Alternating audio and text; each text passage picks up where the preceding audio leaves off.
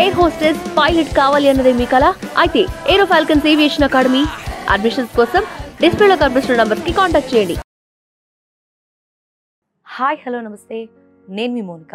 Welcome to the real story. ఎన్నో real స్టోరీతో మీ ముందుకు వస్తూ ఉన్నాం పిఎల్ఎం ద్వారా.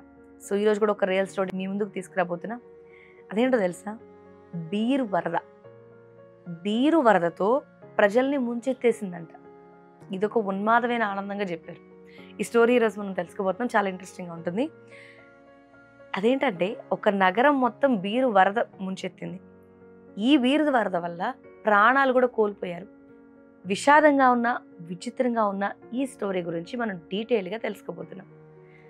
కొన్ని దీనిలో ఇంట్రెస్టింగ్ క్వశ్చన్స్ ఏమున్నాయంటే, ఒక బీర్ అనే ఒక పానీయం ద్వారా నగరం మొత్తం వరద రావడం ఏంటి?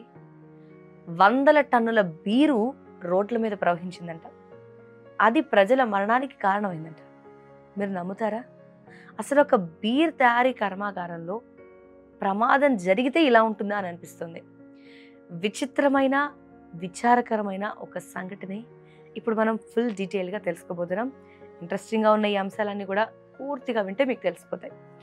అయితే లండన్లో ఉన్న ఒక టైంలో జరిగిన బీర్ వరద అది 1814 అక్టోబర్ 17లో జరిగింది. లండన్ నగరం సెయింట్ గేల్స్ అనే ప్రాంతంలో పేదవాళ్ళు నివసించే ఒక ప్రాంతం. అక్కడున్న ఇళ్ళన్నీ కూడా చాలా ఇరుకుగా ఉంటాయి. ఎక్కువ సందులు గొందుల్లో ఉండే ప్రాంతం అది. ఆ టైంలో ఏమైందంటే, మోక్స్ అండ్ కంపెనీ, మోక్స్ అండ్ కో దీని పేరు. అయితే ఈ కంపెనీ ఒక భారీ బ్రేవరీ, అదే బీర్ తయారు చేస్తున్న కర్మాగారం, అన్ఎక్స్పెక్టెడ్గా ఒక ప్రమాదం జరిగింది అక్కడ. ఈ బ్రవరీలో బీర్ నిల్వ చేయడానికి భారీగా వుడెన్ వెజల్స్ పెట్టారన్నమాట. పెద్ద పెద్ద వుడెన్ వ్యాట్స్ పెట్టడం జరిగింది. ఒక్కొక్క తొట్టిలో దాదాపు 22 అడుగుల ఎత్తు ఉండేది. అది 1000 గ్యాలన్ల బీర్ దానిలో స్టోర్ చేసేవాళ్ళు. అప్పుడు ఏమైంది? తొట్టె పగిలిపోయింది. అదే ఈ ప్రమాదం. సాయంత్రం 6 గంటల టైంలో దాదాపుగా 135,000 గ్యాలన్ల బీరు, అంటే 6 లక్షల లీటర్ల బీరు నిల్వ చేసిన ఒక భారీ ఈ వెజల్ అనేది ఇనుప రింగ్స్ వాటికి చుట్టబడి ఉన్నాయి. ఆ రింగ్స్ అన్ని కూడా వీక్ అయిపోవడం వల్ల మొత్తం ఒకసారిగా బర్స్ట్ అయిపోయింది. సరే, ఒక చైన్ రియాక్షన్ లాంటిది. దాని గురించి మనం ఇప్పుడు చూద్దాం. ఒకసారిగా బర్స్ట్ అవడం వల్ల, చాలా బలంగా ఉండడం వల్ల పక్కనే ఉన్న వేరేవి కూడా అటాక్ అయ్యాయి. మొత్తం చైన్ లింక్గా ఒకదాని వెజల్ పక్కన ఇంకో వెజల్ పెట్టడం జరిగింది. ఇదంతా ఒక్కసారిగా పగిలిపోయేసరికి మిగతా కూడా పగిలిపోయాయి. మొత్తం వరదలై పారిపోతుంది. దగ్గరగా 3,23,000 గ్యాలన్లు, అంటే 15 లక్షల లీటర్ల బీరు ఒక్కసారిగా గోడలు బద్దలు కొట్టుకొని పోయింది. ఇది భారీ వరద. వీధులంతా ప్రవహిస్తూ ఉంది, ఎందుకంటే చిన్న చిన్న సందులు అవి. ఈ వరద తీవ్రత ఎలా ఉంది అంటే, కేవలం బీర్ మాత్రమే కాదు, ఆ ఫెర్మెంటెడ్ ప్రాసెస్ ఉంటుంది కదా, ఆ టైంలో ఏర్పడ్డ కార్బన్ డైఆక్సైడ్ కారణంగా ఇంకాస్త వేగంగా, ఇంకా ప్రెషర్ పెరిగిపోయి స్పీడ్గా ఆ బీర్ అంతా, లిక్విడ్ అంతా కూడా మొత్తం వరదలాగా అయిపోయింది. దాదాపు 15 అడుగుల ఎత్తు వరకు వరద ప్రవహించిందంటే మీరు అర్థం చేసుకోండి. మరి అంత బీర్ ప్రవహిస్తే ఆ ప్రాంతం ఎలా ఉంటుంది? ఒక పక్కన ఇరుకు సందులు కదా, చిన్న చిన్న ఇళ్ళు ఉన్నాయి, సెల్లార్స్ ఉన్నాయి అక్కడన్నా కూడా. ఆ సెల్లార్స్ అంతా ప్రజలు ఉన్నారు. ఒక పక్క బీర్ అంతా అక్కడ కొట్టుకుపోతుంది. ప్రజలు బయటికి రాలేరు. అక్కడ చాలామంది ఆ బీర్ అక్కడ అందరూ కూడా ఊపిరాడక చనిపోవడం జరిగింది. కొన్ని వందల మందో, కొన్ని పదుల సంఖ్యలోనూ అక్కడ చిక్కుకోవడం జరిగింది. ఈ విచిత్రమైన, విషాదకర సంఘటనలో అధికారికంగా 8 మంది వ్యక్తులు చనిపోయారని మనకు తెలుస్తోంది. అందులో కూడా ఇళ్లలో ఉండేవాళ్ళు ఎక్కువ మహిళలే ఉంటారు కాబట్టి ఆ మహిళలు, చిన్నపిల్లలు ప్రాణాలు కోల్పోయారు.